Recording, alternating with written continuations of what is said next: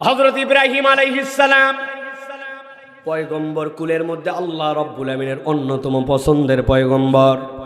হযরত ইব্রাহিম আলাইহিস সালাম একদিন বাড়িতে আছেন, গভীর মনোযোগে খেয়াল করবেন আর চিন্তা করে মিলাই নেবেন যে সাইফুল্লাহ ভাই যা বলল হিসাব তো এরকমই হওয়ার কথা কিনা, একটু মিলে কিনা। হযরত ইব্রাহিম আলাইহিস সালাম বাড়িতে আছেন, হঠাৎ করে দুইজন লোক ইব্রাহিম আলাইহিস সালামের বাড়িতে চলে আসলেন। যেই না ইব্রাহিম আলাইহিস সালামের বাড়িতে দুইজন আসছে, ইব্রাহিম আলাইহিস সালাম লোক দুইটাকে দেখলেন, দেখার পরে দেখলেন কি রে, এই দুই লোককে তো আমি চিনি না, মানে আমার মহল্লাবাসী না, আমার এলাকার লোক নয়।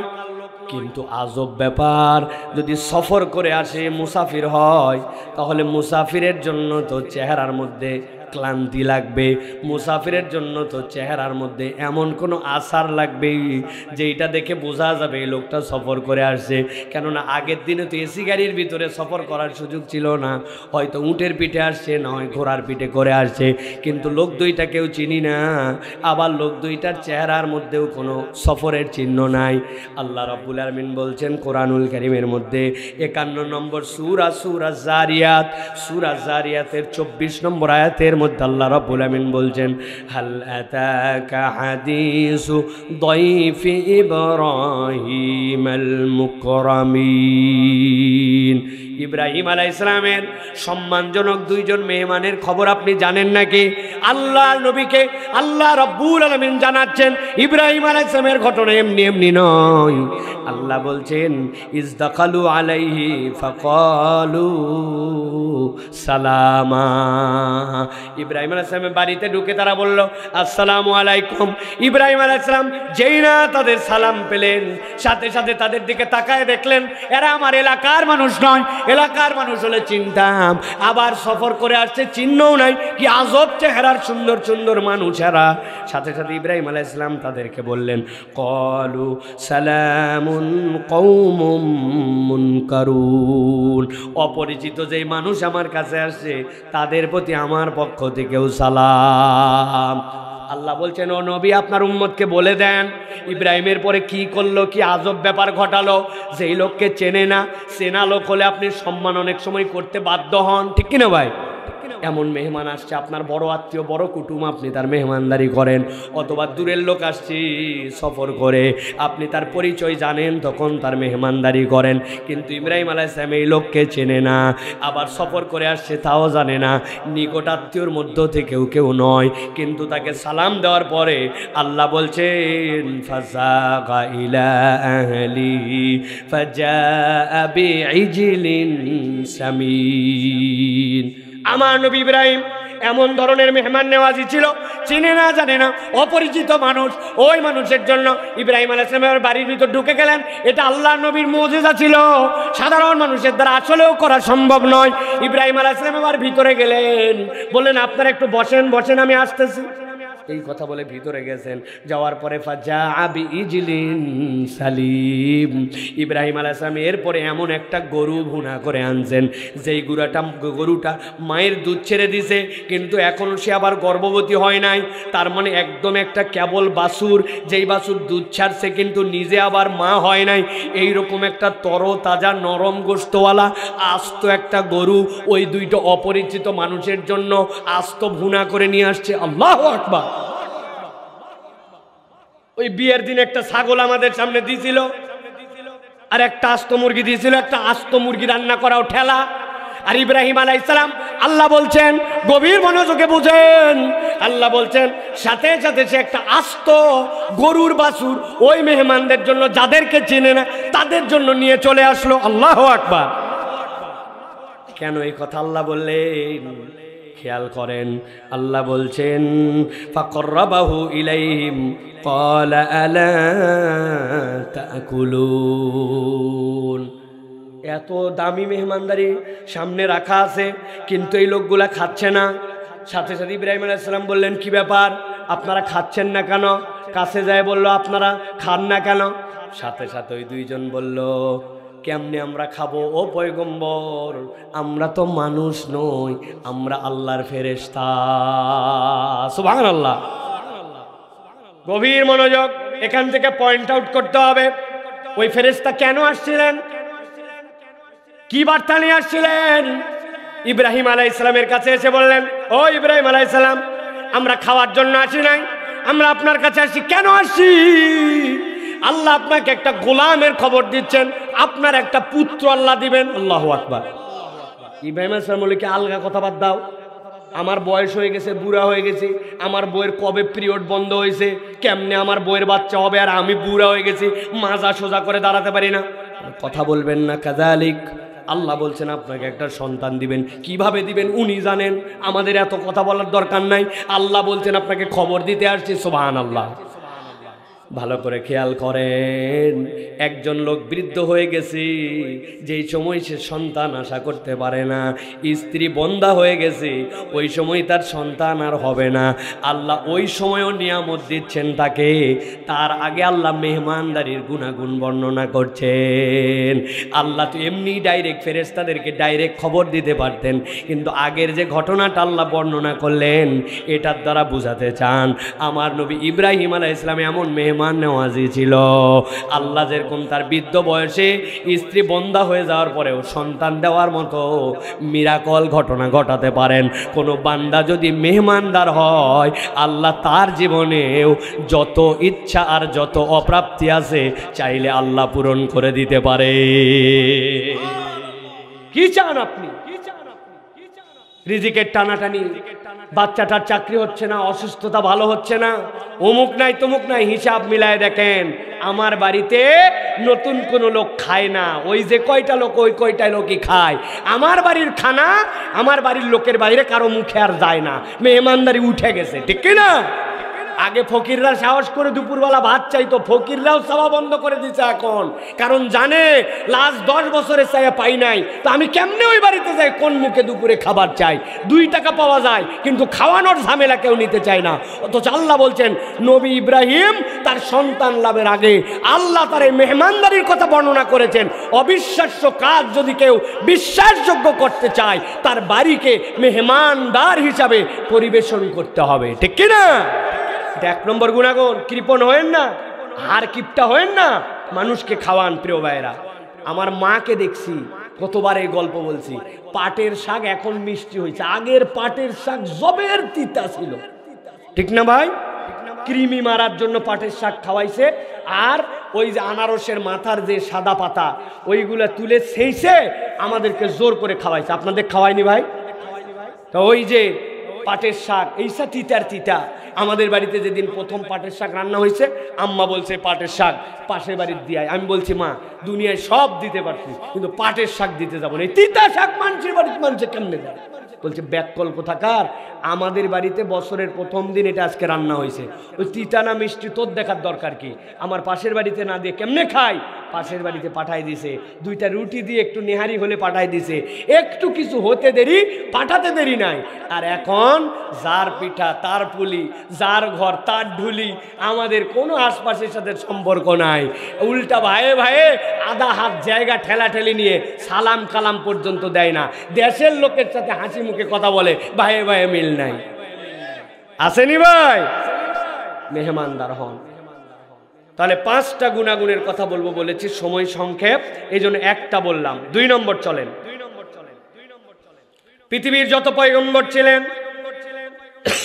সকল পয়গম্বর ক্ষমা করার চরিত্রে উজ্জ্বল ছিলেন। একটা সূত্র সারা জীবনের জন্য মুখস্থ করে রেখে দিবেন, নিজে যদি আল্লাহর কাছে ক্ষমা পাইতে চাই, তাহলে অন্যকে ক্ষমা করার গুণাগুণ হাসিল করা চাই। আমি যদি ক্ষমা করার গুণাগুণ না রাখি, আল্লাহর কাছে আমি ক্ষমা পাওয়ার আশা করতে পারি না। কোরআনুল কারীমের মধ্যে ক্ষমার দৃষ্টান্ত আল্লাহ এমন একটা ঘটনা দিয়েছেন, যেই ঘটনাটা কোরআনুল কারীমের ইউনিক। এরকম ঘটনা কোরআনের দ্বিতীয়টা নাই। আল্লাহ রাব্বুল আমিন একটা কথা বর্ণনা করেছেন, সংক্ষেপে শুধু বোঝানোর জন্য আপনাদেরকে বলি। হযরত আবু বকর সিদ্দিক রাদিয়াল্লাহু তাআলা আনহু, তার একজন আত্মীয় ছিল, তার নাম ছিল হযরতে মিস্তাহ রাদিয়াল্লাহু তাআলা আনহু। নাম কি? মুখস্থ করেন, মিস্তাহ, ময় রস্যই দুন্তার দয়াকার হ মিস্তাহ। সাহাবীর নাম কি? এমন গরিবের গরিব, নিজের সংসার চলে না, নিজের ঘর চলে না, নিজের বাড়ি চলে না। ওই লোকটাকে হযরত আবু বকর রাদিয়াল্লাহু তাআলা আনহু সকল বাজার সদাই করে দিতেন, খাওয়ার পত্র কিনে দিতেন, তার সংসার চালাতেন। ইসলাম এনে ফেলল। এরপরে আবু বকর বললেন, তুমি মদিনায় হিজরত করে চলে আসো, মদিনাতেও তোমার পরিবার দেখার দায়িত্ব আমার। সাহাবীর নাম কি? মিস্তাহ। বলেন নামটা বলেন না। হযরত মিস্তাহ, মনে রাখেন। এরপরে চলেন, আবু বকরের টাকায় চলাফেরা। আবু বকর দিলে তার সংসার চলে, না দিলে চলে না। কিরকম কৃতজ্ঞতা তাহলে তারপরে থাকা লাগবে। হযরত আয়েশা সিদ্দিকা রাদিয়াল্লাহু তাআলা আনহা ওই যে যুদ্ধ, যেই যুদ্ধে নবীজির সাথে গেলেন, যাওয়ার পরে একটু দেরি করে বেরিয়ে এসেছেন। বেরিয়ে আসার কারণে ওই উটের থেকে নিচে নেমেছিলেন, গলার চেন হারায় গেল। এরপরে উটটা পিছনে ছিল, নবীজির কাফেলা আগে চলে আসলো। কয়জন ইয়াং সাহাবী হযরত আয়েশা সিদ্দিকা রাদিয়াল্লাহু তাআলা আনহাকে নিয়ে আসলেন। মুনাফিকরা রটায় দিল, নবীজির স্ত্রীর চরিত্র খারাপ, যদি তাই না হয় তাহলে স্বামীর সাথে না এসে কেন যুদ্ধের থেকে পিছন দিকে আসছে। এই ঘটনা আপনারা জানেন না ভাই?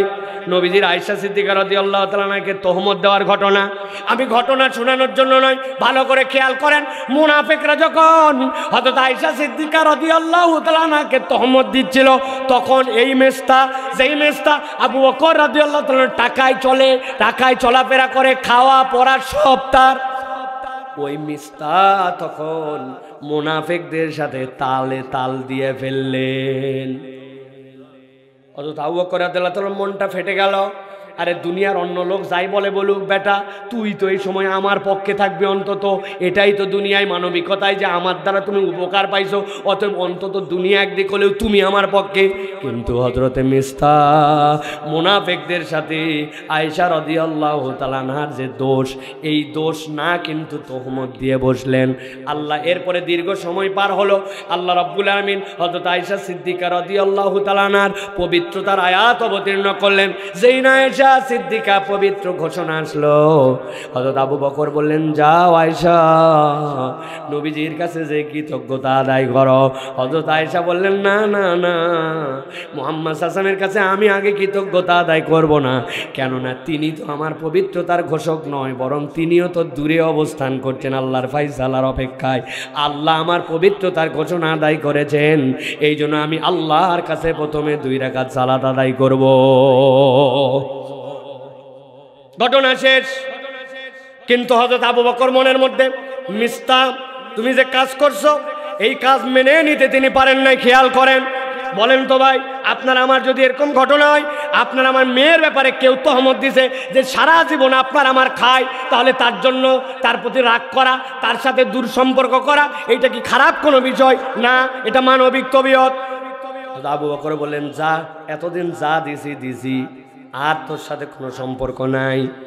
যেই না আবু বকর এই কথা বলেছেন, সাথে সাথে আল্লাহ রাব্বুল আমিন সূরা নূর 22 নম্বর আয়াতে কারিমা অবতীর্ণ করলেন। অবতীর্ণ করে আল্লাহ বললেন, ওয়ালা ইয়াতালি উলুল ফাদলি মিনকুম ওয়াস-সাআতি আন ইউতু উলিল কুরবা ওয়াল মাসাকিন ওয়াল মুহাজিরিন ফি সাবিলিল্লাহ وليعفوا وليصفحوا ألا تحبون أن يغفر الله لكم والله غفور رحيم। আল্লাহ বলেন, আবু বকর তুমি না মুহাজির, তুমি না আল্লাহ নবীর সাথে, তোমার কি এই জিনিসটা মানায়, তোমার জন্য শোভনীয় হয় যে তুমি তোমার দুনিয়াবি কোনো কারণে অমুক ব্যক্তির প্রতি রাগ করে থাকবে? এটা তোমার শোভনীয় নয়। আল্লাহ উল্টা বললেন, ওয়ালিয়াফু ওয়ালিয়াসফাউ, ইমানদারের দায়িত্ব হচ্ছে দোষ ত্রুটি উপেক্ষা করা আর ক্ষমা করে দেওয়া। আল্লাহ এরপরে বলছেন, আলা তুহিব্বুনা ইয়াগফিরাল্লাহু লাকুম, তোমরা কি পছন্দ করো যে আল্লাহ তোমাদেরকে মাফ করে দিবেন? আল্লাহ এর দ্বারা বোঝাতে চান, এত বড় ঘটনার পরে আবু বকরকে বলছেন, তুমি একটুখানি দুনিয়ায় থেকে খাওয়াও পড়াও, আর চিন্তা করছো তোমার মেয়ের বিপক্ষে কথা বলছে, তারে আর ক্ষমা করবে না। আল্লাহ বলছেন, তুমি যদি তোমার ক্ষমা পেতে চাও দুনিয়ার মানুষকে তাহলে ক্ষমা করে দাও।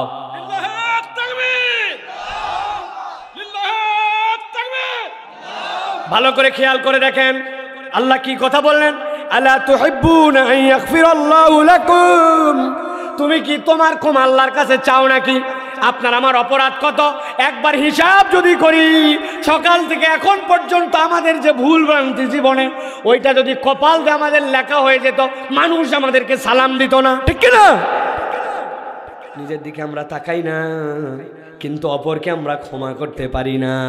আমি একবার হজের সফরে ছিলাম, আরাফাতের ময়দানে বয়ান করতেছি, এমন সময় আমি বললাম আল্লাহ রাব্বুল আমিন আরাফাতের ময়দানে সকলকে ক্ষমা করে দেন, আপনারাও আজকে সবাইকে ক্ষমা করে দেন, আশা করা যায় আল্লাহ আপনাদেরকে মাফ করে দিবেন।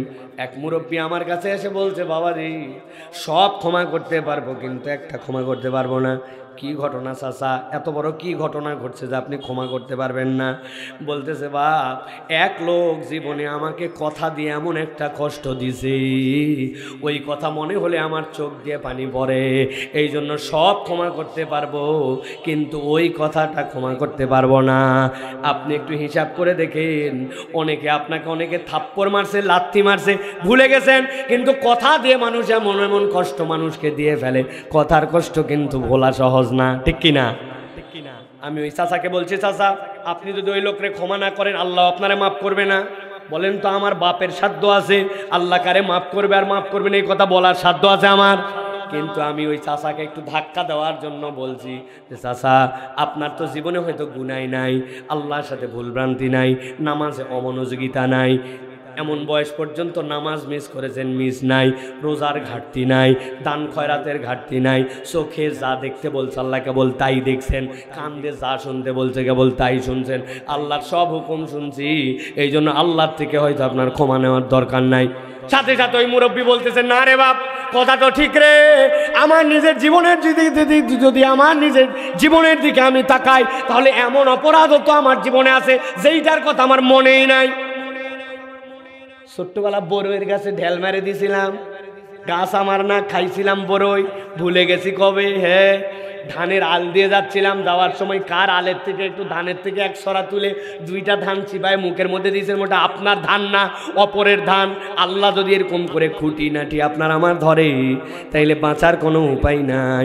ওই মুরব্বী কান্দে দিয়ে বলছে, বাপরে তোর কথায় আমার দিলের মধ্যে ধাক্কা লাগছে, যা আমি ওই বান্দাকেও মাফ করে দিলাম। যদি ওই বান্দাকে মাফ করে দিতে পারেন, আশা করা যায় আল্লাহর এই কথা সাক্ষ্য দিচ্ছে, আলা তুহিব্বুনা আন ইয়াগফিরাল্লাহু লাকুম, তুমি কি পছন্দ করো না আল্লাহ তোমাকে মাফ করে দিবেন? তার আগে আল্লাহ বলছেন ওয়ালিয়াফু ওয়ালিয়াসফাহু, মানুষের দোষ ত্রুটি উপেক্ষা করো আর তাকে ক্ষমা করো। মানুষকে ক্ষমা করলে আল্লাহ বান্দাকে মাফ করে দেন। সুবহানাল্লাহ, মানুষকে মাফ করতে শেখা, ভুল হয়েছে মাফ করে দেওয়া। সালাফ তিনি বলছেন, এক লোক তার কর্মচারী আসে, খালি ভুল করে আর মাপ চায়, ভুল করে আর মাপ চায়। উনি বলছেন, শেষে এত ভুল করিস, কত মাফ করবো তোরে? বলছে, আমি জানি না কত করবেন, তবে কিয়ামতের দিনে আল্লাহর কাছে আপনি যতটুকু মাপ চান ততটুকু করেন। কিয়ামতের দিন কতটুকু মাপ চাই? 25, 25, 30 বছরের জিন্দেগি, শুরু থেকে শেষ পর্যন্ত খালি ভুল আর ভুল। অথচ আমি অপরের ভুল ধরে রেখে, ভাইয়ের ভুল ভাই মাফ করে না, স্বামী স্ত্রী একজনকে আরেকজনকে ক্ষমা করে না, উল্টা আরো আংলায়া মানুষের ভুল মানুষের কাছে জানায়। খবরদার গোপন দোষ প্রকাশ করবেন না, মানুষকে ক্ষমার মেন্টালিটি নিতে হবে। আল্লাহ বলছেন, দুনিয়াতে তুমি যত গুণে গুণান্বিত হও না কেন, তোমার মধ্যে যদি সততা না থাকে আর সৎ মানুষের সাথে যদি তুমি চলাফেরা না করো, রব্বুল আলামিনের কাছে ওই মানুষের কোনো মূল্যায়ন নাই। সৎ মানুষের সাথে আমাদের বাঙালির এখন একটা বিরাট বড় কথা বেরিয়েছে, সেটা কি বলি আমরা বলি, ভাই মানুষ আর নাই, ভাই সৎ মানুষ আর নাই, বলে না ভাই? কথা বলেন একটু, বলে কিনা?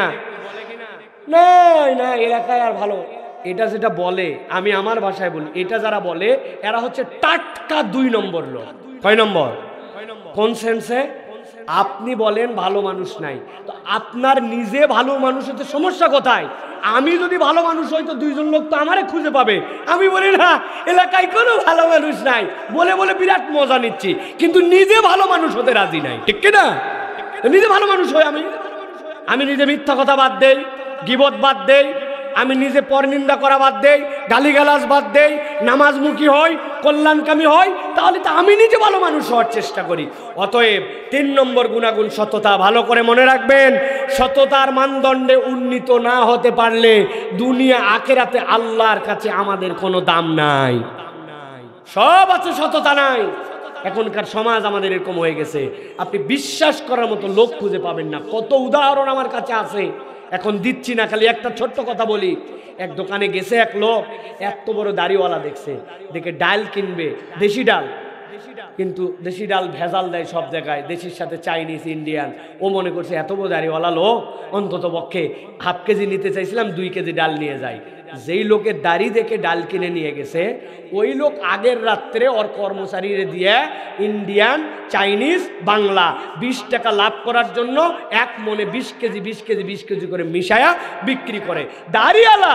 কিন্তু ওই দাড়িও তার ধোকা দেওয়ার অনেক ক্ষেত্রে অজুহাত হয়ে দাঁড়াইছে। এরকম প্রতারক দেশে ভরে গেছে, ঠিক কিনা? সৎ হতে হবে আমাদের। 3 নম্বর গেল এটা। সকল পয়গম্বর সৎ ছিলেন। সংক্ষেপে বলছি 4 নম্বরে গুরুত্বপূর্ণ গুণাগুণ হচ্ছে ইনাবা। বলেন, মুগ্ধ বলেন কি? জোরে বলেন, ইনাবা। ইনাবা মানে কি? এইটা আবার কেমন গুণাগুণ? ইনাবা হচ্ছে সিমিলার টু তওবা। ইনাবার আল্লাহর সাথে সম্পর্কিত একটা দিল আছে, কিন্তু তওবাটা সব সময় আল্লাহর সাথে সম্পর্কিত দিল নয়। আল্লাহ রব্বুল আমিন নবীকে দিয়ে বলতেছেন, পৃথিবীর যত পয়গম্বর, সকল পয়গম্বর ইনাবাওয়ালা ছিলেন। আপনার অপরাধ হবে, ভুল হবে, কিন্তু আপনার দিলটা সবসময় আল্লাহর সাথে জুড়ানো থাকবে। অপরাধ হতে দেরি, আল্লাহর কাছে ক্ষমা চাইতে দেরি নাই। যেই দিল আল্লাহর সাথে জুড়ানো থাকে, ড্যাম কেয়ার ভাব থাকে না, ওই দিলদার লোককে আল্লাহ রব্বুল আলামিন পছন্দ করেন। এক শ্রেণীর গুনাহগার আছে, অপরাধী আছে, যেই মানুষগুলা অপরাধী যারা, তারা যেই পাপ করে ওই পাপকে আবার বড় করেও দেখে না। করছি গুনাহ তো কি হয়েছে তাই, নামাজ পড়িনি তো কি হয়েছে তাই, এরকম লোক আছে না ভাই? আপনি যেই না তার অপরাধ ধরাই দিবেন, বলছে করছি যা, আমারটা আমি বুঝবো নি, এরকম বলে কিনা ভাই? এই মানুষ এই চরিত্রের নয়। আল্লাহ বলছেন ইনাবা। ওই মানুষগুলা ইনাবাওয়ালা অন্তর, আল্লাহর সাথে তাদের দিল লাগানো থাকে। যদি কোনো ব্যক্তির একবার ইনাবাওয়ালা দিল হয়, তাহলে ওই রুহুটা আল্লাহর দিকে রুজু হয়ে যায়। আল্লাহ কোরআনের 3-4টা আয়াতে এই বিষয়ে বলেছেন। সূরা মুমতাহিনা 60 নম্বর সূরার 4 নম্বর আয়াতে আল্লাহ বলেছেন। আল্লাহ সূরা সূরা 42 নম্বর সূরা এর 13 নম্বর আয়াতে বলেছেন। আল্লাহ রাব্বুল আমিন বলছেন এরপরে সূরা রাদের মধ্যে, ওয়ায়াকুলুল্লাযীনা কাফারু লাউলা উনজিলা আলাইহি আয়াতুম মির রাব্বিহি কুল ইন্নাল্লাহা ইউদিল্লু মান ইয়াশা ওয়া ইয়াহদি ইলাইহি মান আনাব। আল্লাহ যাকে ইচ্ছা তাকে পথভ্রষ্ট করে দিতে পারেন, তবে যার দিলটা আল্লাহর সাথে লাগানো, আল্লাহ ওই বান্দার জন্য হেদায়েতের ব্যবস্থা করে দেন। সুবহানাল্লাহ। দিলটা আল্লাহর সাথে লাগায় রাখতে হবে ভাই। দিল আল্লাহর সাথে কিভাবে লাগে? নবীজি বলছেন, যার আজানের সাথে মসজিদের সম্পর্ক থাকবে, তার দিলটা আল্লাহর সাথে লাগানো থাকবে। আপনি নামাজ পড়েন না, কালাম পড়েন না, বলে আমার ঈমান ঠিক আছে আর আল্লাহর সাথে আমার দিল লাগানো আছে, আপনি 2 নম্বর। আপনার এই দাবির সাথে ইসলামের দাবির সম্পর্ক নাই। অতএব আমরা মেহমান নেওয়াজি হব, আমরা অপরকে ক্ষমা করব, আমরা দুনিয়ার বুকে আল্লাহ রাব্বুল আলামিনের জন্য অতিথি পরায়ণ হব, আর আমার দিলটাকে আল্লাহর সাথে লাগায় রাখবো। আল্লাহ, ভুল তো আমার হয়, কিন্তু তুমি ছাড়া আমার ক্ষমা করার কেউ নাই। আল্লাহ, আমি ছাড়া তোমার অনেক বান্দা আছে, কিন্তু তুমি ছাড়া আমার কোনো রব নাই। বলেন না একবার, আল্লাহ তুমি ছাড়া আমার কোনো রব নাই, কিন্তু আমি ছাড়া তোমার অজস্র বান্দা আছে, ঠিক কিনা? আল্লাহকে যদি এরকম বিনয় করে বলেন যে নেতা, আপনি ছাড়া আমার কোনো গতি নাই, কিন্তু আপনার সেলা সামুন্ডার অভাব নাই, নেতা কিরকম খুশি হয়েছে, বলছে আপনি ছাড়া আমার গতি নাই। যদি আপনার হাজার হাজার লোক, আমার তো হাজার হাজার লোক না, আপনার একটা। আপনি আল্লাহকে বলতেছেন, আল্লাহ আমি ছাড়া তোমার বান্দার অভাব নাই, কিন্তু তুমি ছাড়া আমার কোনো রব নাই আল্লাহ, ভুল আমি করেই ফেলছি, আমাকে তুমি মাফ করে দাও। এই দিলটা যদি আল্লাহর সাথে লাগানো থাকে, প্রত্যেক পয়গম্বর এই চরিত্রের ছিলেন, ওই বান্দাকে আল্লাহ মৃত্যুর আগে হেদায়েত দিয়ে ঈমান দিয়ে তারপরে কবরে নেবেন ইনশাআল্লাহ। তাহলে আমরা কি পাপ করে উদ্যত হব, ভাব দেখাবো? কেউ ভুল ধরায় দিলে মুড মেরে বলবো করছি করছি, তাই কি বলবো? এখনকার ইয়াংদের বাচ্চা কাচ্চার এই চরিত্র হয়ে গেছে, পাশা দেখায় চলে যায়, বেকা হয়ে চলে যায়, মুরব্বীদেরকে গোনে না। এটা করা যাবে না প্রিয় ভাইরা। সর্বশেষ 5 নম্বর আর একটা আছে, বলবো? আল্লাহ রাব্বুল আলামিন বলছেন, কোন বান্দা যদি মেহমান নেওয়াজ হতে চায়, কোন বান্দা যদি মানুষের ক্ষমা করে দেওয়ার মেন্টালিটি নিতে চায়, কোন বান্দা যদি ইনাবাওয়ালা চরিত্র হতে চায়, কোন বান্দা যদি দুনিয়ার বুকে সৎ এবং সততার জিন্দেগি চায়, তাহলে ওই বান্দার একটা গুণাগুণ লাগবে। এই গুণাগুণ যদি অর্জন করতে পারে, বাকিগুলা সিরিয়ালে চলে আসবে। ওইটা আল্লাহ রাব্বুল আমিন কোরআনুল কারীমের মধ্যে 75 বার বলেছেন। বলেন তো সেইটা কি হতে পারে? বলতে পারবেন? 75 বার কোরআনে আসছে শুকরগুজার হওয়ার কথা। কয়বার? শুকরগুজার বান্দা যদি আল্লাহর কৃতজ্ঞ না হয়, তাহলে সে তার সম্পদকে তার সম্পদ মনে করবে, তার ক্রেডিটকে তার ক্রেডিট মনে করবে। সে যদি আল্লাহর প্রতি কৃতজ্ঞ হয়, তাহলে সে মনে করবে আল্লাহ আমাকে রিজিক দিয়েছেন, ওখান থেকে আমি খাওয়াই, আল্লাহ আমাকে তৌফিক দিয়েছেন, সেই কারণে আমি ক্ষমা করি, আল্লাহ আমার জন্য ইমানের যোগ্যতা দিয়েছেন, এটা আমার কামাই নয়। আমার বাড়ির ধারে বাপ হিন্দু, দাদা হিন্দু, ছেলে হিন্দু, 100 বছর আমার বাড়ির ধারে বড় হলো, ইমান পাইল না। আর আমি কি এমন হ্যাডামওয়ালা, আল্লাহ আমাকে ইমানদারের ঘরে জন্ম দিলেন। এই কৃতজ্ঞতা যদি কারো অন্তরে আসে, ওই অন্তরটা আল্লাহর কাছে অটোমেটিক বিনয়ী থাকবে। আপনার বাড়ির আশপাশে অন্য ধর্মাবলম্বী মানুষ আছে না ভাই? ওর দাদাদের দেখছেন, বাপরে দেখছেন, আজ পর্যন্ত ঈমান আনতে পারে নাই। আল্লাহ রাব্বুল আমিন এই জন্য বলছেন, ফাযকুরুনি আযকুরুকুম ওয়াশকুরুলি ওয়ালা তাকফুরুন। আমাকে যদি স্মরণ করো বান্দা, আমি রব্বুল আমিন তোকে ভুলবো না। আর যদি আমার কৃতজ্ঞ হও, আমি রব্বুল আমিন দায়িত্ব দিলাম, কুফরি করো না। আল্লাহ অন্য আয়াতে বলছেন, ইস্তাযযানা রাব্বুকুম লা ইন শাকারতুম লাযিদান্নাকুম ওয়ালা ইন কাফারতুম ইন্না আযাবি লাশাদীদ। আপনাদের যারা আলেম ওলামা আছে, ইমাম সাহেব আছে, তাদের কাছে যায় বলবেন যে হুজুর তো পুরাটা বলে যেতে পারে নাই, আল্লাহ কেন বলছেন লাযিদান্নাকুম? নুনের উপরে কেন তাসদীদ দিয়ে আল্লাহ জবর দিলেন? আগে আবার কেন লাম তাগিদ লাগালেন? যেই আল্লাহ কিছু বলতে চাইলে, করতে চাইলে শুধু কুন বললে হয়ে যায়, ওই আল্লাহ নিজে আবার তাগিদ দিয়ে বান্দাকে বলতেছেন, তুই যদি কৃতজ্ঞ হোস লাযিদান্নাকুম, অবশ্যই অবশ্যই আমি বাড়াইয়া দিবই দিব বান্দা। আল্লাহ বান্দাকে দেখতে চান, বান্দা আল্লাহর কৃতজ্ঞ কতটুকু, ঠিক কি না? কিছুই পাই নাই আল্লাহর কাছ থেকে, তাই না? খালি আল্লাহ যদি বলে দিত যে এই যে চোখ তোমার, প্রত্যেক মিনিটে তুমি বুঝে সুঝে পলক ফেলো, 20 বারের নিচে ফেললে চোখ বন্ধ, আর 20 বারের উপরে ফেললেও চোখ নষ্ট হয়ে যাবে, তাহলে আপনারা দুনিয়ার কোনো কাজ করা লাগতো না, খালি গুনে গুনে পলক ফেলতে ফেলতে দিন শেষ। কি বাংলাদেশের খেলায় 1 বলে 1 রান লাগবে, আপনি হা করে এমনভাবে তাকাইছেন, 1 মিনিটের চোখের পলক ফেলেন না, এরপরে যখন ফেলছেন তখন তো চোখ অন্ধ আপনার। আল্লাহ আপনাকে নিয়ামতে ভাষায় রাখছেন, গুনে গুনে হার্টবিট নেওয়া লাগে না, গুনে গুনে ধাপ ফেলা লাগে না, গুনে গুনে আপনার জন্য চোখের পলক ফেলা লাগে না, চোখের পলকের জন্য চার্জ দেওয়া লাগে না চোখে। আল্লাহ বলে কিছুই দেয় না আমাদেরকে, নিয়ামতে ভাষায় দিয়ে রাখছে। এই জন্য আল্লাহর কৃতজ্ঞ হবে যে রব্বুল আলামিন তার নিয়ামতকে বাড়ায় দিবেন। এই জন্য আল্লাহ রব্বুল আলামিন বলছেন, কৃতজ্ঞ হও, আল্লাহর জন্য সৎ হও, আল্লাহর জন্য ক্ষমাকারী হও, আল্লাহর জন্য মেহমান নেওয়াজ হও, আল্লাহর জন্য তুমি দুনিয়ার বুকে অপর ভাইকে ক্ষমাকারী হও। রব্বুল আলামিন তোমাকে দুনিয়া আখিরাতে নিয়ামত দিয়ে ভরপুর করে দিবে। বলেন আল্লাহুম্মা আমিন।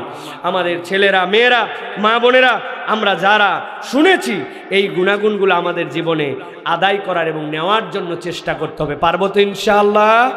রাজি আছি ইনশাআল্লাহ? তো কিয়ামতের দিনে আমাদের আমলনামা পরিমাণে নয়, ওজনে ভারী হবে। এখন কোন আমলনামা ওজনে ভারী হবে? সালাফরা বলতেছেন, যাদের আমলনামায় 3টা জিনিস থাকবে।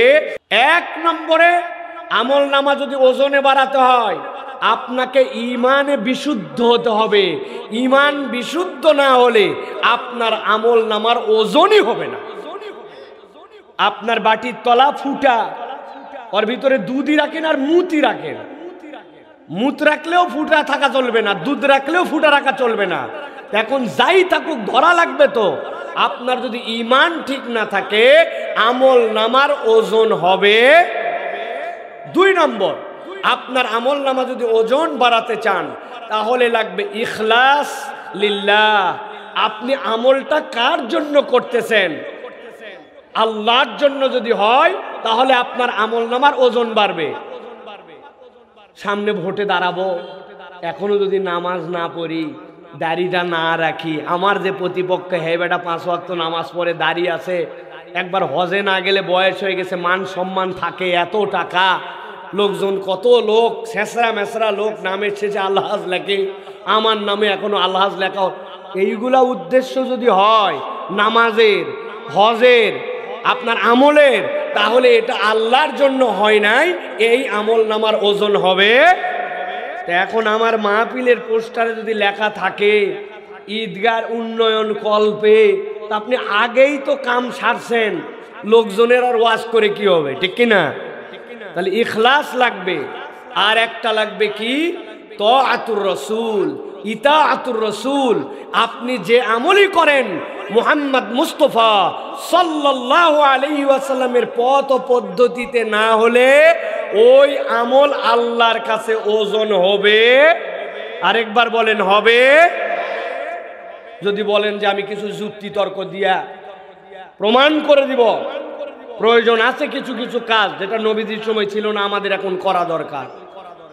আপনাদের এলাকায় ঈদের নামাজ আপনারা কারা কারা পড়েন না? হাত তোলেন তো ভাই। ঈদের নামাজ পড়েন না? পড়েন তো আপনারা না? এবার জিজ্ঞাসা করব, উত্তর দেন। ঈদের নামাজটা যে পড়েন, এই ঈদের নামাজের জামাত বড় হয় না জুম্মার জামাত বড় হয়? তাহলে ঈদের নামাজটা এত বড়।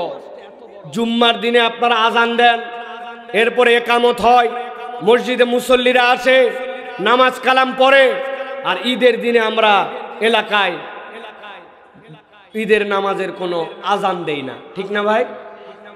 নবীজির সময় লোকজন কম ছিল, ছোট মহল্লা ছিল, অত মানুষ ছিল না, মাইক আবিষ্কার হয়নি। অতএব আসতেছে রোজার ঈদ থেকে টাঙ্গাইল অঞ্চলে আমরা ঈদের জন্য আজান দিব আর একামত দিয়ে নামাজ পড়ব। রাজি তো? কেন? আজান দেওয়া খারাপ কাজ না, একামত দেওয়া খারাপ? আজান দিলে সমস্যা কোথায়? অনেক লোক আছে নামাজ মিস করে, দেরি করে। আমরা একটু এবার আচ্ছা ঠিক আছে যান, রোজার ঈদে না দেন, একটু সময় নিয়ে আগামী কুরবানির ঈদের থেকে আমরা আজান একামত দিয়া ঈদের নামাজ পড়বো। রাজি? আচ্ছা ঠিক আছে, ঈদের নামাজ বাদ দিলাম। একটা কাজ করলে কেমন হয় আপনাদের কাছে জিজ্ঞাসা করব, বুঝে উত্তর দিবেন। সিজদা দেওয়া ভালো কাজ না খারাপ কাজ? ভালো না খারাপ? সিজদা দিলে বান্দা আল্লাহর সবচেয়ে নিকটে চলে যায়। আপনাদের এলাকায় জুমার নামাজে 2 রাকাত নামাজে কয়টা সিজদা দেন? কথা বললেন না যে, মুখ দিয়ে উচ্চারণ করে বলা লাগবে কয়টা? সিজদা দেওয়া ভালো কাজ। নবীজি ছিলেন মাসুম, সাহাবায়ে কেরাম ছিলেন আদুল, তাদের গুনাহ নাই, তারা আল্লাহর প্রিয় বান্দা রাদিয়াল্লাহু আনহুম ওয়া রাদুআন। উনাদের সময় উনারা 2টা করে 4টা সিজদা দিয়েছে। আমাদের অনেক লোক সপ্তাহে নামাজ পড়তে পারে, পড়ে না, একমাত্র জুম্মার দিন আসে। আমরা আল্লাহর অতি নিকটবর্তী হওয়ার জন্য আগামীকালকে জুম্মা, ইনশাল্লাহ এই জুমায় প্রত্যেক রাকাতে 4টা করে সিজদা দিব। কারা কারা রাজি আছেন হাত তোলেন। আহা, এক রাকাতে 4টা করে সিজদা দিবেন? রাজি আছেন আপনারা? কেন রে ভাই, সিজদা দেওয়া ভালো কাজ আপনারা বলছেন, তো 4 সিজদা দিলে সমস্যা কোথায়? বলবেন হুজুর এই সকল ভক্কর চক্কর ওয়াজ বাদ দেন, লাইন মতো কথা বলেন। নবীজি 1 রাকাতে 2 সিজদা দিছে, ঈদের নামাজে আজান দেয় নাই। আপনি সকল যুক্তি মারান না, নবীর তরিকার বাইরে আমরা এগুলা করতে রাজি নাই, ঠিক কি না? আপনি নবীর তরিকার বাইরে ফজরের নামাজ 4 সিজদা 1 রাকাতে দিবেন না, ঈদের নামাজে আজান দিবেন না, ওই মুসলমানই আবার এমন কতকগুলা কাজ করবে যেটা নবীর তরিকায় নাই, তখন আবার যুক্তি দিয়ে বলবে সমাজের জন্য লাগে, পরিবেশে লাগে, উমুক হুজুর কি বুঝে নাই, তুমুক দলের সাথে আছে, এই সকল বলে নবীর সুন্নাত এরাই আবার বাদ দেয়। এরকম মুসলমান টাঙ্গাইলে আছে কিনা? বিয়ের সময় নবীর কোনো দেখানো পদ্ধতি নাই, তাই না? নবীজি 7 দিন আগের থেকে ডেক ভাড়া করে ডিস্টি ডিস্টি ডিস্টি ডিস্টি ডিস্টি ডিস্টি আনছিল তো না? তো টাঙ্গাইলে যে আপনি এটা করেন, হ্যাঁ, বিয়ের মধ্যে যে আপনি হলুদ লাগান, বিয়ের মধ্যে যে আপনি গান বাজনার অনুষ্ঠান করেন, বিয়ের মধ্যে সেলফি পার্টি করেন, ও বলে এটা বর্তমান সমাজের সাথে একটু করা লাগে। ভালো করে বুঝেন, ঈমান লাগবে, ইখলাস লাগবে, আর আল্লাহর নবীর ইতাআত লাগবে।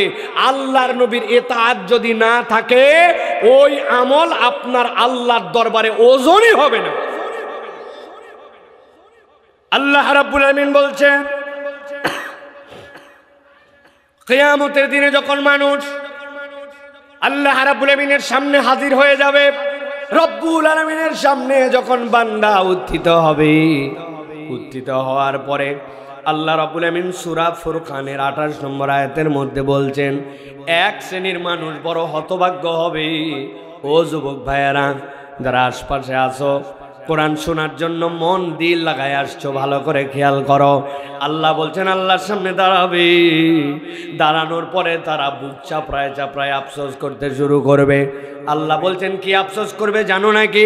ওই বান্দার আল্লাহর কাছে বলবে, ইয়া ওয়াইলাতা লাইতানি লাম আত্তাখিদ ফুলানান খলিলা।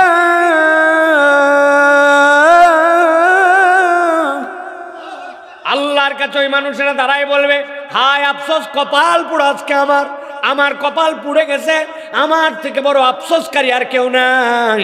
আল্লাহর সামনে দাঁড়ায় দাঁড়ায় বলবে, আমি যদি উমুককে আমার বন্ধু না বানাতাম, বড় বাঁচা আজকে বেঁচে যেতাম। আরবিতে ফুলান শব্দের অর্থ উমুক। সেই উমুকটা কে ভাই? উমুকের নাম কি? আল্লাহ রাব্বুল আলামিন কেন এখানে ফুলান শব্দ ব্যবহার করলেন? আল্লাহ এর দ্বারা বোঝাচ্ছেন ওই ব্যক্তিটা নির্ধারিত নয়, কিন্তু ওই ব্যক্তির কতকগুলা এমন গুণাগুণ আছে, সে যদি তোমার বন্ধু হয়, কিয়ামতের দিনে তোমাকেও আফসোস করা লাগতে পারে। ফেরেশতা জিজ্ঞাসা করবে, ওই ব্যক্তির দোষ কি রে বেটা, যার জন্য তুই বলতেছিস ফুলানান খলিলা, উমুককে যদি আমার বন্ধু না বানাতাম আজকে আমি পার পেয়ে যেতাম, আজকে আমি বেঁচে যেতাম। ওই লোকের দোষ কি? আল্লাহ রাব্বুল আলামিন বলছেন, ওই লোকের মুখ দিয়ে আল্লাহ তখন বলাই নিবেন, ও তোর জন্য কি এমন ক্ষতি করছিল? তোর কি টাকা মেরে খাইছে নাকি তোর সাথে গাদ্দারি করছে? কি করছিল? আল্লাহ বলছেন, সে বলতে শুরু করবে, লাকাদ আদাল্লানি আনির যিকরি বা'দা ইয জাআনি ওয়া কানা আশ-শাইতানু লিল ইনসানি খাযুলা। ওই মানুষেরা বলতে শুরু করবে, আল্লাহ ওই লোকের দোষ কি জানো নাকি? লাকাদ আদাল্লানি আনি যিকির, আমি আল্লাহর কোরআনের কাছেই চলে গিয়েছিলাম, হেদায়েত পেয়ে গিয়েছিলাম, আমি দ্বীনের উপরে অটল অবিচল হয়ে গিয়েছিলাম, কিন্তু লাকাদ আদাল্লানি আনি যিকির, আমাকে ওই লোকটা, ওই বন্ধুটা আল্লাহর জিকির থেকে আমাকে দূরে সরায় দিয়েছে। আল্লাহু আকবার। আমি মাঝে মাঝে উদাহরণ দেই, কেমনে দিনের থেকে মানুষ বন্ধু হিসেবে বন্ধুকে সরায় দেয়।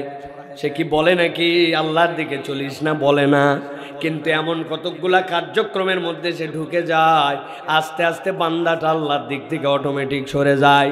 মোটরসাইকেল একটা হঠাৎ করে পাইছে, নিজের মোটরসাইকেল নাই, হয়তো বাপেরটা বা চাচারটা পাইছে, পাওয়ার পরে চিন্তা করছে আমাদের যেই এক্সপ্রেসও এখন টাঙ্গাইল থেকে শুরু করে চন্দ্রা পর্যন্ত যে রাস্তা, ওর মধ্যে একটুখানি বাইকবাজি করে আসি।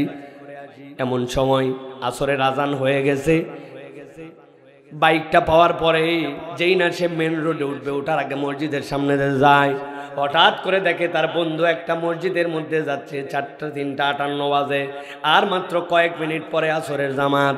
দোস্তরে ডাক দিয়ে বলছে, দোস্ত কই যাস? কই মসজিদে। কই দোস্ত বাইক পাইছি আজকে চালানোর জন্য, যাবি নাকি? একটু চল, একটু বাইকটা চালায় আসি। বন্ধু বলছে, বন্ধু রে নামাজের ওয়াক্ত হয়ে গেছে, এখন মসজিদে আমি ঢুকবো। কই বেকুবের বেকুব, প্রত্যেক দিনই আসরের নামাজ থাকবে, কিন্তু প্রত্যেক দিন বাইক পাওয়া যাবে না। আর তুই যদি না উঠিস, আমার বন্ধুর অভাব নাই, উঠলে উঠ, না উঠলে গেলাম। দোনো মনের মধ্যে পড়ে গেছে বন্ধুটা। ওই বন্ধুর সাথে আবার দেখা হবে। শয়তান আবার সাথে সাথে তাকে ইনজেকশন দিয়ে দিয়েছে। আল্লাহ বলছেন, ওয়া কানা শাইতানু লিল ইনসানি খাজুলা। ওই বন্ধুর সাথে শয়তান জড়িত হয়ে গিয়েছিল, হালকা একটু পিন মেরে দিয়েছে। চিন্তা করছে নামাজ পড়ে কাজা করে নেওয়া যাবে নি। আস্তে করে বাইকে উঠছে। একদিন 2 দিন করে এরকম বেনামাজি হতে হতে নামাজি বন্ধুটাও আল্লাহর দিক থেকে পা পিছলায় গেছে। এইরকম ঘটনা আমাদের সমাজে আছে কিনা? সিগারেট ধরাইছে বন্ধু, সাথে সাথে বলছে আমি সিগারেটের গন্ধ সহ্য করতে পারি না, ফাঁকে যা, ফাঁকে যায় সিগারেট খাবি। কিন্তু ওই সিগারেট কর বন্ধু থেকে দূরে সরে যায় নাই। সিগারেট কর বন্ধু যেটা 1 দিন 2 দিন 3 দিন 10 দিন যখন একসাথে চলেছে, একদিন সিগারেট ধরার পরে বলছে, দোস্ত রে তুই টানার পরে কিন্তু এরপরে আমি টানবো। যেই বন্ধু 10 দিন আগে বিড়ির গন্ধ সহ্য করতে পারতো না, 10 দিন বিড়ি ঘরের সাথে থাকতে থাকতে বিড়ি ঘর হয়েছে। এইরকম এলাকার মধ্যে বকে যাওয়া সন্তান আছে কিনা? আগে ভালো সন্তান ছিল, কিন্তু এমন ভাবে পরিবর্তন হয়েছে, বিড়ি খাওয়া অনেক আগে বাদ দিছে। বলছে, দোস্ত পুরা বছর কি বিড়ি খেলে হয় নাকি? ঈদ সাঁত বলে একটা কথা আছে, বলে কি করা লাগবে? কিছু করা লাগবে না, তুই একটা সিগারেট আনবি, এনে ভিতরের মালগুলা খালি ফেলায় রাখ, দেখ আমি কি নিয়ে আসি। উনি ছোট্ট করে পুরিয়া নিয়ে আসছে, আসার পরে কুচকুচ করে কাটছে, কাটার পরে ওই যে মাল ফেলাইছে ওর মধ্যে ভরাইছে, ভরায় ঘোষণা দিয়েছে, 1 টানেতে যেমন তেমন, 2 টানেতে রাজা। টাঙ্গাইল অঞ্চলে উহার নাম হচ্ছে গাঁজা। কথা বলেন আছে কিনা? আমার কথা নয়, আল্লাহ রাব্বুল আলামিন বলছেন, লাকাদ আদাল্লানি আনিয যিকরি বা'দা ইয জাআনি ওয়া কানা আশ-শাইতানু লিল ইনসানি খাযুলা।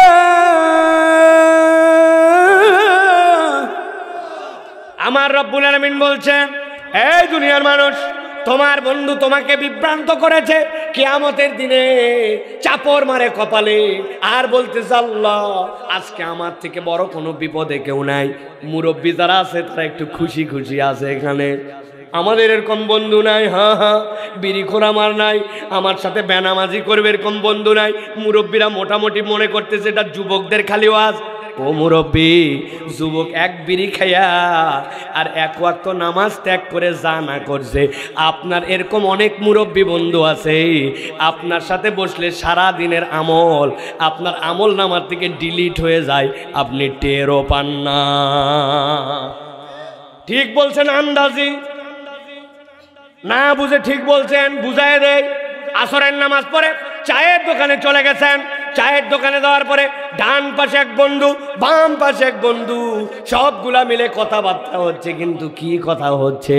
ডানেরটা গীবত কমিটির সভাপতি, বামেরটা সেক্রেটারি, মধ্যেরটা ক্যাশিয়ার, 3 জনের এত বড় বড় দাড়ি। ওই মুরব্বী বলতেছে, আসলে ইমাম সাহেব খারাপ, ইমাম সাহেবের এই দোষ আছে সেই দোষ আছে। পাশের জন বলছে, তুই তো সবগুলা জানিসই না, আরো 2টা দোষ আছে শোন। মধ্যের মুরব্বী কথা বলে না, চুপচাপ আছে। কিন্তু অনেকক্ষণ পরে শেষে বলছে, একটা কথা না বলে পারলাম না। কি কথা? বলছে, তোরা যা বলতেছিস এগুলো কথা বলা উচিত না, তবে না বলেও পারি না, আল্লাহ মাফ করুক। কথা ঠিক, বুঝেননি না? না বলে পারি না, কথা বলা ঠিক না, আল্লাহ মাফ করুক। হুজুরের ব্যাপারে যা বলছিস কথা ঠিক। বলেন তো, কথা তো ঠিক, কিন্তু যে কাজটা করছে কাজটা কি ঠিক? আমার আল্লাহ রাব্বুল আমিন বলছেন, আইয়ুহিব্বু আহাদুকুম আইয়াকুলা লাহমা আখিহি মাইতান ফাকারিহতুমু। আমার আল্লাহ আল্লাহ বলছেন তোমার আমল নামা সারাদিন যা কামাই করছিলে, বুড়া বন্ধু মানে বুড়ার শয়তান ওইটা, ও তোমাকে বাদামের মধ্যে যেরকম লবণ লাগে গল্পের মধ্যে এরকম কৌশলে গিবট ঢুকাইছে, ঢুকায় তোমার যা আমল ছিল সব বরবাদ। খালি যুবকদের মামলা নয়, অনেক বুড়ারাও বুড়া বন্ধুর কারণে ফেঁসে যাবে। ভালো করে খেয়াল করেন, এই পর্যন্ত যদি হয়তো তাহলে মামলা শেষ। আল্লাহ রাব্বুল আলামিন বলছেন ওয়া ক্বালা আর-রাসূলু ইয়া রাব্বি ইন্না কওমি ইত্তাখাযু হাযাল কুরআনা মাহজুরা। নবী সাল্লাল্লাহু আলাইহি ওয়াসাল্লাম হাজির হয়ে যাবেন। ওই লোক বলছে বুক চাপড়ায় চাপড়ায়, আমার বন্ধু আমারে গাফেল করছে, আমার দোস্ত আমারে বিপদগ্রস্ত করছে, কোরআন থেকে সরায় দিয়েছে। আপনি এই কথা বলে চলে যাবেন, পার পেয়ে যাবেন, এরকম হবে না। আল্লাহ বলছেন নবীকে হাজির করা হবে। নবী বলবেন আমার একটা কথা আছে আল্লাহ। ও কল আর রসুল, নবী বলবেন ইয়া রব্বি, ও আমার প্রতিপালক, ইন্না কওমি ইত্তাখাযু হাযাল কুরআনা মাহজুরা। আমার এই কম কোরআনের বিধান শোনার পরেও এইটাকে খেল তামাশা মনে করেছিল। প্রত্যেক দিন মাহফিল হয়, আজকেও টাঙ্গাইলের এই মহল্লায় 3টা মাহফিল, বিগত 7 দিনে 17টা মাহফিল হয়েছে এখানে। এখন একটা মাহফিলে যদি 10 জন শ্রোতা থাকে, তাহলে ওই 10 জন শ্রোতাও যদি আল্লাহ রাব্বুল আমিনের কাছে পরিবর্তনের শপথ না নেয়, কোরআন জানার পরেও যদি নিজের পরিবর্তন করার মতো মন মানসিকতা না নেয়, আমার আল্লাহ বলছেন নবী ওই দিন মামলা দিবেন। 1 নম্বর জাহান্নামে যাবি তো যাবি, 2 নম্বর কোরআন জানানোর পরেও তুমি তোমার গীবত ছাড়ো নাই, তুমি তোমার নামাজ বাদ দেওয়ার জিন্দেগি বাদ দেও নাই, তুমি নবীর সুন্নাতের প্রেমী হও নাই, তোমার আমলকে তুমি ইখলাস লিল্লাহ এখন পর্যন্ত করো নাই। আল্লাহর নবী ওই দিন আপনার আমার জন্য আল্লাহর আদালতে মামলা দিয়ে দিবেন। বুঝে থাকলে বলেন তো, নবী যদি বাদী হয় ওই মামলায় আপনার আমার জিতার কোনো সম্ভাবনা আছে? আছে, জিতার সম্ভাবনা আছে। আরে নবী করিম সাল্লাল্লাহু আলাইহি ওয়াসাল্লামকে আল্লাহ অনুমতি দিয়ে শাফাত করাবেন। ওই শাফাত না পাইলে আমার উপায় হবে না। আর নবীবাদী হচ্ছে আল্লাহ আমার কম, সে অন্যায়ভাবে এটা গ্রহণ করেছে, এই কোরআনকে সে খেলতামাশা মনে করেছে। আমাদের আপনি আমি সহ সকলের প্রতি এই জন্য নসিহত, প্রিয় ভাইয়েরা, ওজনটা ভারী করার মিশন নিয়ে বসি। ওজন যদি ভারী করার মিশন হয় তাহলে এই মাহফিলগুলি আল্লাহ রাব্বুল আলামিনের কাছে মাকবুল হবে। আর ওজন ভারী করার মিশন না, এমনি এমনি আসলাম, সাইফুল্লাহ ভাইয়ের ওয়াজ শুনতে ভাল লাগে, এলাকার লোক বলে সাইফুল্লাহ ভাইয়ের ওয়াজ শুনতে ভাল লাগে, মানে গান শুনতেও ভাল লাগে, মাছ ধরতেও ভাল লাগে, তারপরে হচ্ছে ঠান্ডা পানিতে গরমের দিন গরম, তারপরে শীতের দিন গরম পানিতে গোসল করতেও ভাল লাগে, সাইফুল্লাহ ভাইয়ের ওয়াজ শুনতেও ভাল লাগে। সব ভালো লাগা যদি একরকম ভালো লাগা হয় তাহলে এই ভালো লাগার কোনো দাম নেই, ঠিক কিনা ভাই? কেন ভালো লাগে? ভালো লাগে যে এই কথাগুলি কোরআন হাদিস থেকে, এই কথাগুলি যেন আমি জীবনে নিতে পারি, এই কথাগুলি যেন আমল করতে পারি, এই জন্য ভালো লাগে। তাহলে এই ভালো লাগা কোনো অথর্ব, অচেনা, একদম দুনিয়ার বুকে সবচেয়ে অখ্যাত সেই লোকও যদি বলে ওটা দুনিয়ার সবচেয়ে দামি কথা, ঠিক কিনা? এই জন্য প্রিয় ভাইয়েরা, আসেন আমরা কোরআনুল কারীম থেকে যে কথা শুনতে বসছি, এই কথাগুলি প্রথমে নিয়তটা বিশুদ্ধ করি যে আমরা আমাদের আমল ওজনে বাড়াতে চাই। এই ওজনে বাড়ানোর নিয়তে আমরা দিন শিখে আমলের নিয়তে আজকে বসছি। রাজি আছেন ইনশাআল্লাহ? কারা কারা দেখি একটু হাত উঁচু করেন। কারা কারা? 2 হাত উঁচু করেন, একসাথে তোলেন 2 হাত, শক্ত হয়ে, হেলান টেলান বাদ দেন, হেলান বাদ দিয়ে হাত তোলেন। এই বাবা, এই ছোটটা, কি তুমি আমাদের সাথে না? হাত শক্ত করে তোলেন, হ্যাঁ একটু শক্ত করে তোলে, একটা তাকবীর দিয়ে দেন যাতে আশপাশের মানুষ বুঝতে পারে যে আলহামদুলিল্লাহ আমাদের মাঠের মধ্যে এই দুপুর বেলাও কথা শোনার জন্য যথেষ্ট পরিমাণ মানুষ আছে। পারবেন ইনশাআল্লাহ? হাত শক্ত করেন। আচ্ছা, জীবনেও আমার কথা শোনেন নাই এখানে কারা কারা আছেন ভাই? একটু হাত সবাই নামান তো, আগে দেখে টেস্ট করি। এর আগে কোনো দিন ইউটিউবে, ফেসবুকে, ডাইরেক্ট ইনডাইরেক্ট আমার কথা জীবনেও শোনেন নাই, আজকেই প্রথম? হাত তোলেন তো ভাই। আব্বা মাশাআল্লাহ, 1 2 3 4 5 6, আলহামদুলিল্লাহ বেশ কিছু নতুন মানুষ পাওয়া গেছে, মাশাআল্লাহ, আলহামদুলিল্লাহ। বাকিরা শুনছেন তাই তো ভাই? তাহলে এবার হাত সবাই মিলে একসাথে তুলে একটু, পারবেন ইনশাআল্লাহ? তুলছেন ইনশাআল্লাহ? দেখে এবার একটা তাকবীর দেন, লিল্লাহে তাকবীর। হয় নাই? আরেকটু জোরে, লিল্লাহে তাকবীর। এবার ফাইনাল, জোরে সোরে একটা তাকবীর দেন, লিল্লাহে তাকবীর। আলহামদুলিল্লাহ, হাত নামান। আলহামদুলিল্লাহ। আমরা তাহলে কিছু কথা শুনতে চাই। আল্লাহ রাব্বুল আলামিন যেন আমাদেরকে যে কথা শুনলে বললে আমাদের দুনিয়া আখিরাতে কল্যাণ দান করেন। সময় বেশি নয়, আমি আপনাদের নির্ধারিত সময়ের মধ্যেই কথাবার্তা শেষ করার জন্য চেষ্টা করব ইনশাআল্লাহ। আজকে আমরা মূলত এমন একটি বিষয়ের কথা শুনব, যেই কথাটি আমাদের জীবনে অত্যন্ত গুরুত্বপূর্ণ, এই জন্য যে পৃথিবীতে আল্লাহ যত পয়গম্বর প্রেরণ করেছেন, যত নবী রাসূল আসছেন, পৃথিবীর সকল পয়গম্বরের 4টা সুন্নাত ছিল। কয়টা? কথা বলতে হবে, কয়টা? 4টা। এর মধ্যে একটা সুন্নাত ছিল, পৃথিবীর সব পয়গম্বররা মেসওয়াক করতেন। পৃথিবীর সব পয়গম্বর খাতনাকারী ছিলেন। পৃথিবীর সকল পয়গম্বর দুনিয়াতে যারা আল্লাহ প্রেরণ করেছেন বিবাহিত ছিলেন। কিছু একটু বলছেন, বলবে বাড়িতে আসবো না, বেয়াদব হয়ে গেছে ছেলেরা। কথা বলেন, চুল কাটছে উল্টা পাল্টা, প্যান্ট পরে উল্টা পাল্টা, নামাজ পড়তে বললে পড়ে না, আপনার বাড়ির ভিতরে বসে মতে, বাইরে দাঁড়ায় মোতাকে স্মার্টনেস মনে করে। এদের কাছে দিন ইসলাম নাই। কোরআনের মাহফিলে আসবে না কেন? কোরআনের মাহফিলে একদিন আয়োজন হয়, সকলকে শুনতে হবে সুযোগ থাকলে, ঠিক না? কি এমন প্রয়োজন আছে বলো? বাড়িতে যাচ্ছ, কি দরকার তোমার? বলে যাও, তোমাকে ছেড়ে দেব।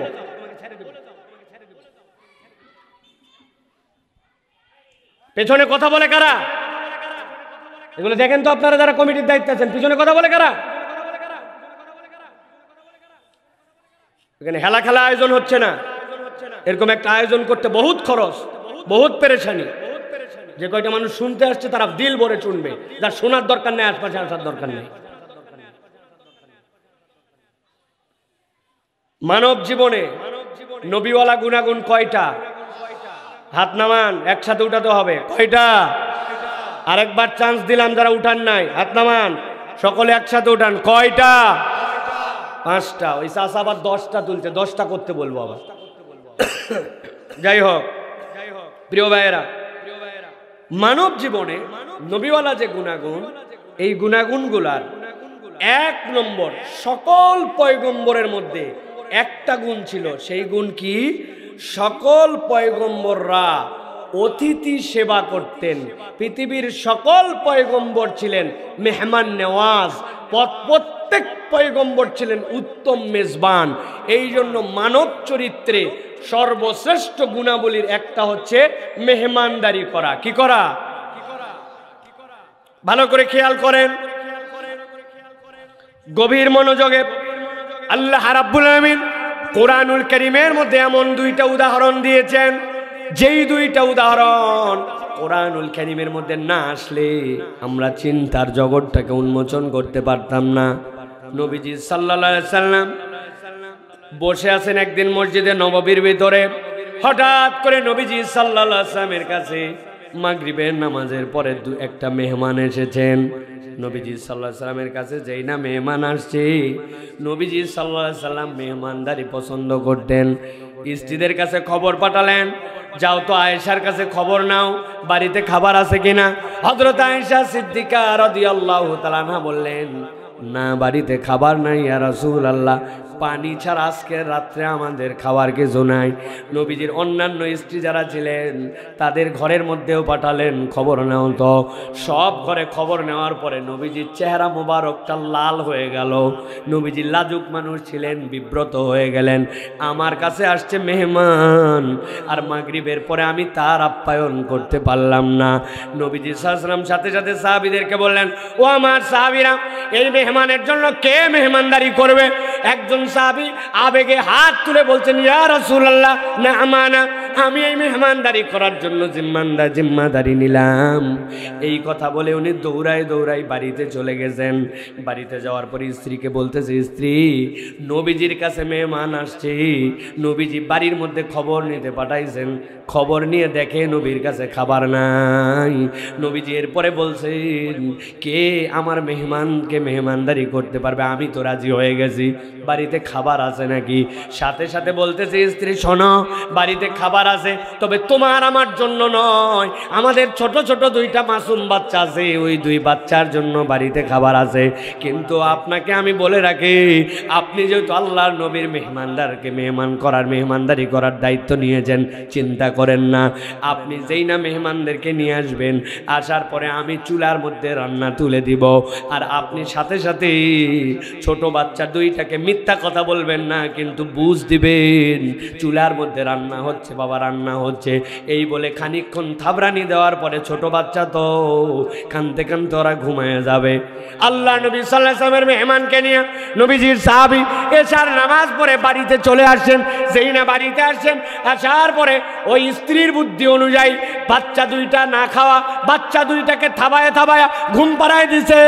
ঘুম পাড়ায় দেওয়ার পরে এবার মেহমানকে খানা দেওয়ার জন্য আসবে, এমন সময় স্ত্রী বলতেছে, আপনি মেহমানের সাথে বসে যদি খান, ছোট দুইজন বাচ্চার খাবার একজনের জন্য হতে পারে, কিন্তু দুইজন মিলে যদি খান তাইলে তো মেহমানের পেট ভরবে না।